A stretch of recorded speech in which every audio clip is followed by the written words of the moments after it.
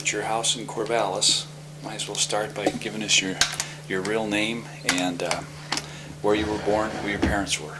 Okay, my name is Daniel Francis Driscoll, born in Butte on September 4th of 1932 to Dr. John B. Butter Driscoll and Ethel Henderson Driscoll.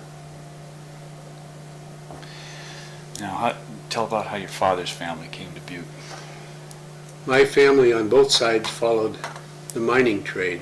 On Dad's side, they came here from, of course, originally from Ireland. They came to Massachusetts and New York. They went on to the Upper Peninsula of Michigan and worked there and lived in Houghton County, Michigan. Went on to Central City, Colorado, and stayed there for a number of years. That's where my grandma and grandpa met and married. Then they moved on to Butte. On my mom's side, they came through Utah. Mom's mother's side of the family were Mormon, and none of them were practicing Mormons, but when she married Dad, that was the end of the Mormon line, and Mom is the one that made us such angelic Christians that she figured we're going to go to heaven on the wings of Saint Michael the Archangel. So what part of Park City? I mean, what were the details down there? Park City was a mining town too. Oddly enough, Park City was one town in Utah that was not Mormon.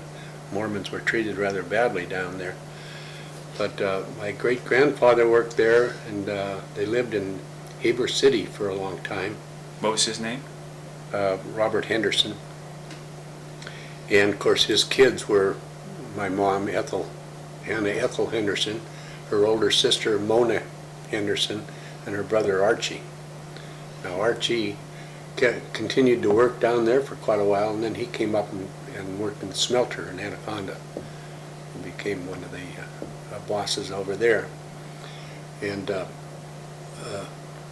Mona was killed in an airplane crash right after they started carrying mail out of Butte on airplanes. Her husband was a mechanic for that airline. She had missed a flight out of Butte, and so they went and asked if it would be all right to fly out of here out of Butte on the mail plane. It's one of those tri-motor airplanes that they were using, and there was no problem about it. She and her children, Carl and Ramona, got on the plane. They were touching down in Pocatello, I believe, and the plane came in made its landing approach, suddenly headed right towards the ground and crashed and killed all of them. And that was right after she had spent about a month visiting Mom. And that was, when I started asking questions about it, I knew it would be a front page item. So I found out the approximate date, and I went to the archives in Butte, and I started going through there, and here, sure enough, was a great big article on the front page, and continued on to the next pages, and involved all of the family, and quotations from Dad and Mom. No, they didn't talk to Mom. I think Mom was pretty badly bent up from it. And this was on the same day of my birth date, just about 5 or 6 years before I was born. Well, now what was your grandmother's name on your mom's side? Grandma's name was MacDonald. Now the MacDonalds came from Northern Ireland, but they were a part of the Mormon chain too. And on her side of the family, they married the Hamburgs, who all wound up in Salt Lake. Came over, traveled across the country with Brigham Young. So those people, I think, stayed with the Mormon faith long after that time. In fact, nowadays, of course, anybody who's a Mormon now is usually a practicing Mormon. But I didn't know much about that side of the family until recent years when I started doing this genealogical process that I've been going through, trying to dig up So if Mona and Ethel and Archie came up, who came up on your dad's side from Central City? Well, there On was your grandfather's side? John Driscoll. He's the guy that came over from Ireland. John D? John D. Driscoll. He was, to me, just a picture of an old crabby-looking, bald-headed guy with a beard, and never knew anything much about him. They didn't really talk about, those old people.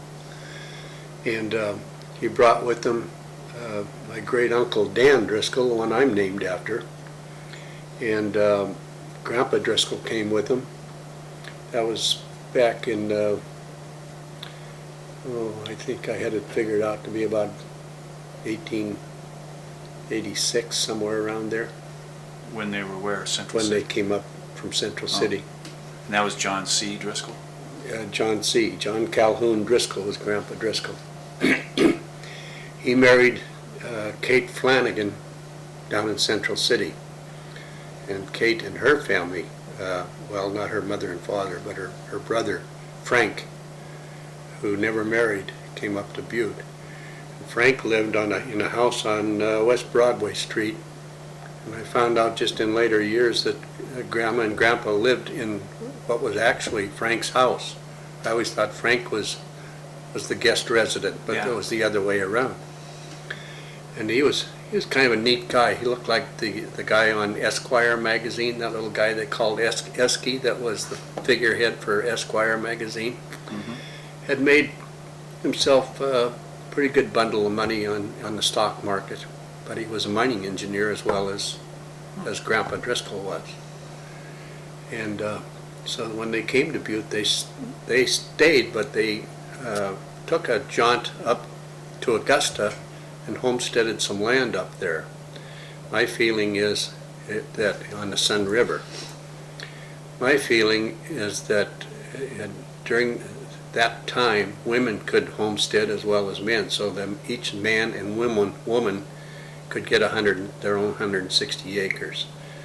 And it looks to me like that was what it was all about. They went up there just long enough to get the land, and then he turned it over to my dad's Aunt Honora and her husband, Sam Larkin. And they stayed on there, and that's where Sam Larkin finally died, and Ethel kept the land for a while, and then she moved out of there. I think she lived with one of her kids. I met Ethel in later years, and she was just an enormous help. Now Ethel Larkin was the daughter of Sam Larkin and his wife, Honora Driscoll. Yeah, Honora Driscoll was one of the sisters of Grandpa Driscoll. Now didn't she come up with some kids of her own? Just, she had, Honora had she had, I think, 2 children by her first husband. Haven't been able to find out much about him, but he apparently died down in Central City, Colorado.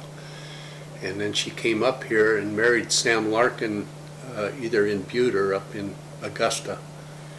And Sam died in Butte, but they're both buried up there in Augusta. There was another sister, Ellen, Grandpa's other sister. Mm-hmm. A mystery to me right now, except that I know she died in Redwood City, California. Attractive woman, very Driscoll. I mean, Honora was more husky and not quite so attractive. And the first child, I guess, I don't know what finally became of him, but Sam and Honora had another child after they got married, and it was Ethel Larkin. And then Ellen, she married one of the Bryants? Yeah, Ellen married James Bryant. Either he or his father had run a boarding house for the miners up by the Stewart mine, or up by the original mine, right in next door to the original mine. And because that's the name that I found in the city directory. City directories have been just a lot of help to me to kind of put things together, because nobody told me anything. And by the time I got curious, everybody was dying off that could ever tell me what I wanted to know.